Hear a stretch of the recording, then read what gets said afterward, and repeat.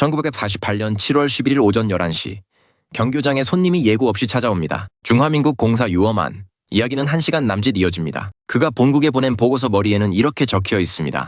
극비로 취급할 것. 둘째 장, 김구의 말이 적힌 대목 옆에 누군가가 손으로 그은 밑줄이 있습니다. 레오시아는 그 군대를 손쉽게 남침에 써먹을 것입니다. 김구는 분단을 막으려 38선을 넘었다. 통일을 위해 평양으로 갔다. 우리는 그렇게 배웠습니다. 그 서술에는 빠진 것이 하나 있습니다. 그가 평양에서 무엇을 보고 왔는지. 돌아온 지 2달 뒤 그는 중화민국 공색에 이렇게 말합니다. 연석회의에 간 동기 가운데 하나는 북조선에서 실제로 무슨 일이 벌어지고 있는지 보려는 것이었습니다. 보러 갔다는 겁니다. 그리고 본 것을 아주 정확하게 말합니다. 그때 그의 나이 71였습니다. 1876년 강화도 조약이 맺어진 해에 태어난 사람입니다.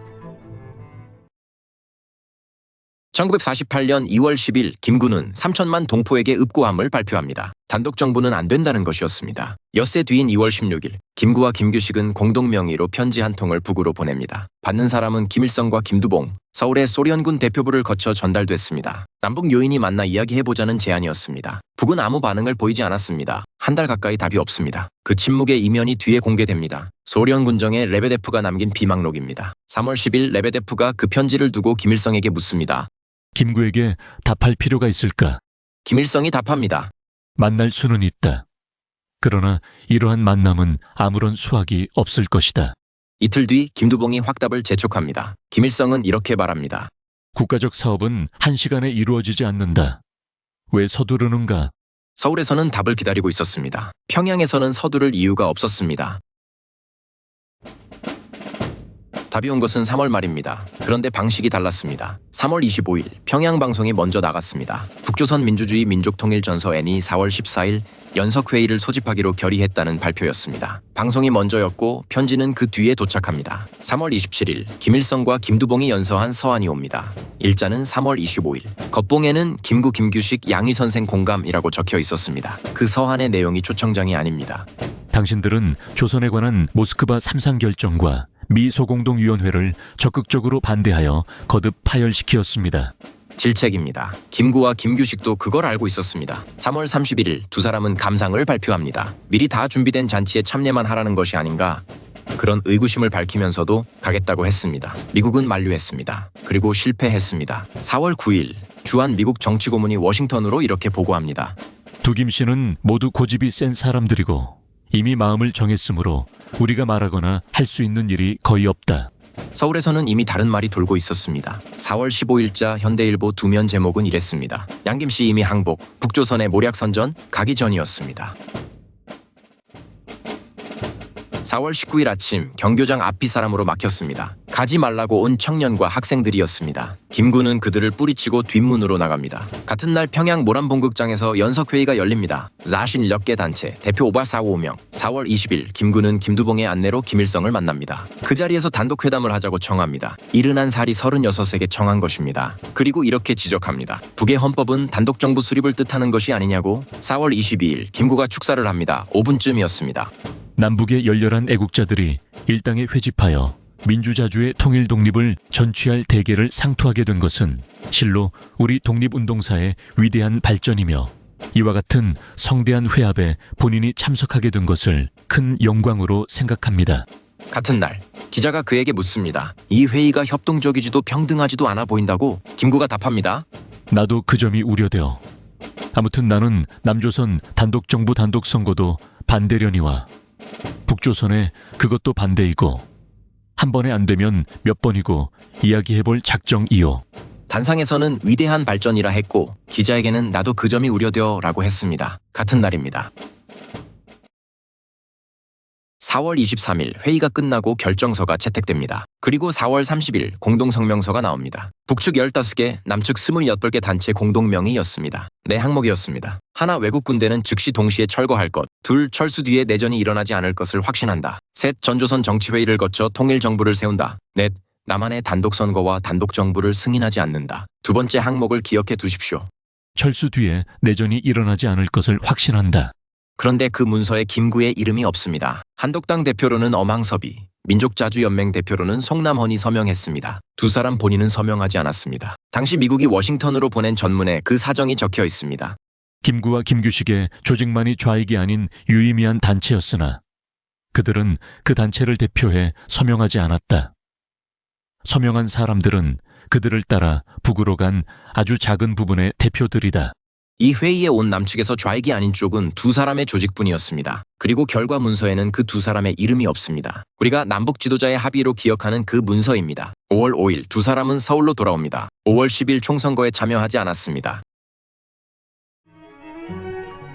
두 달이 지납니다. 7월 17일 재헌헌법이 공포되고 7월 20일 국회가 이승만을 대통령으로 뽑습니다. 정부가 선언 중이었습니다. 그 사이인 7월 11일 오전 11시 중화민국 공사 유엄안이 김구가 머물던 경교장을 예고 없이 찾아옵니다. 자리에 앉자마자 그가 말합니다. 저는 외교관입니다만 본래 솔직한 사람입니다.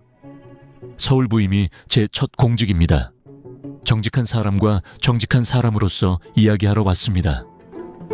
때로 선생을 언짢게 하더라도 말입니다. 김구는 대답하지 않았습니다. 회담록에는 이렇게 적혀 있습니다. 고개만 끄덕여 고마움을 표한다.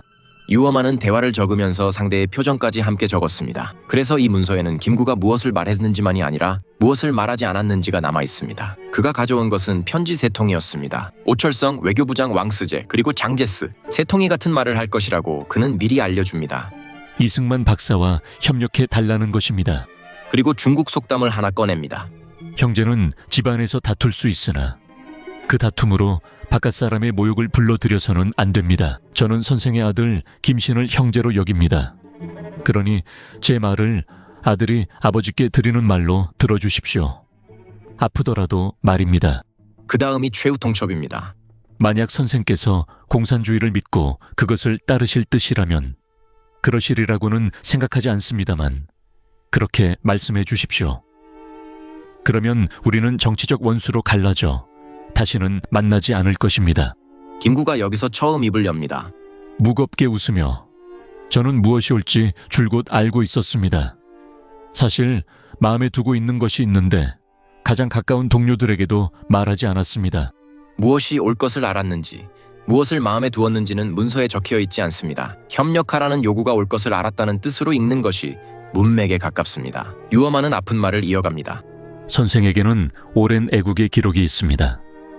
최근 평양에서 열린 그 연석회의와 관련된 활동으로 그 기록에 손상이 갔습니다. 그리고 화북에서 있었던 일을 전합니다. 공산군에 붙잡힌 조선 사람들이 목숨이 두려워 붙잡은 자들에게 이렇게 설명하더라는 이야기를 저는 압니다. 우리는 김구 선생 사람입니다. 그분이 공산주의를 위해 얼마나 일하는지 아시지 않습니까? 김구가 답합니다. 저 자신이 그것을 잘 알고 있습니다. 북의 공산주의자들은 저를 자기들의 협력자로 여깁니다. 알고 있었다는 겁니다. 그러면서도 남쪽 정부에는 들어가지 않겠다고 합니다. 다만 저는 남조선 정부에 참여할 뜻이 없습니다. 이유도 밝힙니다. 이승만 박사는 말하자면 민주당 사람들에게 붙잡혀 있어서 그들이 원하는 대로 해야 합니다. 제가 그들과 함께 들어가면 피할 수 없는 이견이 분란을 일으킬 것입니다. 저는 빠져있는 편이 낫습니다. 더러운 정쟁에 끼는 것이 싫습니다. 여기서 민주당은 한국민주당, 한민당입니다. 이승만이 지주 세력에 붙잡혀 있다는 그 이야기입니다. 대화가 이어지다가 이번에는 김구가 묻습니다. 중국이 남한 정부를 가장 먼저 승인하겠습니까? 유엄안이 답합니다. 중국과 미국과 영국이 함께 승인할 것이라고. 김구가 다시 묻습니다. 미국이 발을 뺄 가능성은 없다고 보십니까? 그는 계산하고 있었습니다. 이 정부가 살아남을 수 있는지를, 그리고 자기가 본 것을 말합니다. 회담록은 소련을 러시아라고 적습니다. 당대 영어권 표기 그대로입니다. 공산 측이 앞으로 3년간 조선 적군의 증강을 멈춘다 해도 남조선의 모든 노력으로는 지금의 적군 병력에 맞먹는 군대를 세우기 어려울 것입니다. 레오시아는 여기에 정부가 서는 순간 비난을 받지 않으면서 그 군대를 손쉽게 남침해 써먹을 것입니다. 인민공화국이 선포될 것입니다. 유엄안이 곧바로 받아칩니다.